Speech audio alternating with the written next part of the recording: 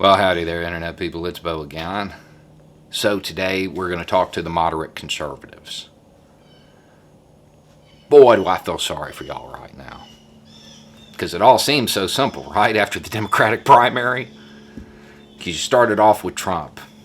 You recognized him for what he is. You're like, no, can't do that. Democratic primary's going on and you're sitting there just hoping for anybody you can get behind. And you end up with Biden, Republican light, somebody so far to the right that those people on the actual left dislike him more than you do. And everything was fine. You knew what you were going to do. And then you saw his platform. It had that ban on it. And you're a 2A supporter. Got it. Can't do that. So you go back to Trump. And then the RNC happened. And you got reminded of all the reasons that you were willing to cross over.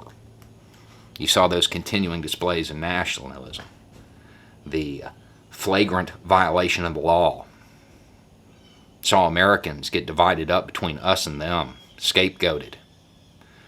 Saw the administration accept responsibility for nothing and display no leadership whatsoever, blaming people who hadn't been in power in 4 years for all of their failures.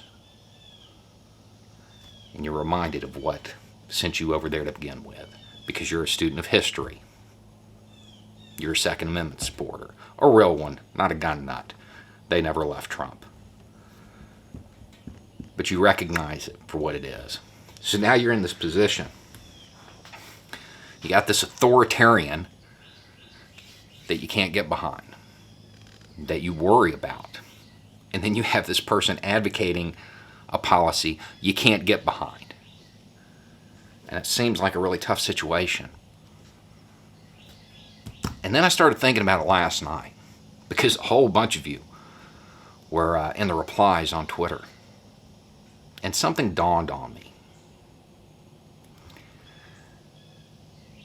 So let's just say Biden takes office, right? Realistically, he's probably not going to have the political capital to push through any ban. You know that, I know that. He's got to fix the mistakes of 4 years of Trump. Because everything that Trump did, it's going to come to a head in the next 4 years. The bad economic policies, the fallout from the mismanagement of the public health issue, his foreign policy disasters, all of it. It's all going to fall on Biden's head. And Biden's going to want what every first-term administration wants, a second term. With all of that negative press he's going to get cleaning up Trump's messes, he's probably not going to push that through. Not going to have the political capital to do it. You also have to entertain the idea that he's just lying, because he's a politician, and betting on a politician lying is normally a pretty safe bet. It could just be red meat he's throwing to his base, like when Trump pretends he cares about the country. And then you also have to remember he's an Obama man. I know, gun nuts right now. He's going to take the guns. But if you're actually a Second Amendment supporter, you follow policy, not rhetoric. And you know that Obama was one of the most pro-2A presidents we've had in a while, more so than Trump. So maybe it'd be like that. But you do have to entertain the possibility that he does, for whatever reason, decide to push this through. And he can get it through the House and the Senate and get it signed. See, this is what dawned on me last night. What happens then? See, I was a part of the Second Amendment community for a really long time. And it didn't really click till last night, talking to some of you. What are you going to do if that ban gets enacted? Realistically, nothing. You're not going to do anything. You're not going to be in any hurry to go get your stamp. You know it and I know it. And the reality is, there's going to be 300 million to process, more than. Right now, they're on an 8-month wait with the level that they have at this moment. even if he got it through his first day, they wouldn't even be done processing them by the end of his first term. Wouldn't happen. So then what? He doesn't get reelected. You know it and I know it. Because some moderate conservative is what the Republicans will run. If Trump loses, especially if he loses in big enough numbers, the Republican Party is not going to run another candidate like him. It's not a winning strategy. They'll run a moderate, one of your people. And what is that moderate Republican going to promise those folks in swinging states? To get rid of that ban? You know it and I know it. So the reality is, you have an authoritarian who is so bad, willing to get you to change parties. It was bad enough to send you to another party. And you have a person who generally you align with, except for this one issue. And the reality is that even if he gets it enacted, by the time that window is closing to have all your registration and stuff done, you're going to have a different president who's going to cancel it. Using the NFA to backdoor a ban like that, it's not going to work. I mean, not just are the whole issue with marginalized people. Logistically, it's not going to work. There's way too many to do. You would not finish them in one term.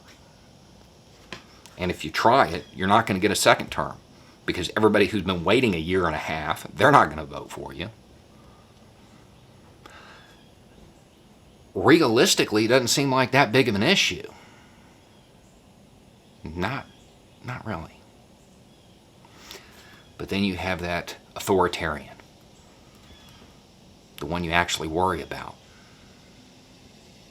the one that has shown every sign of undermining everything this country stands for, while blaming other people because he can't take responsibility for his actions.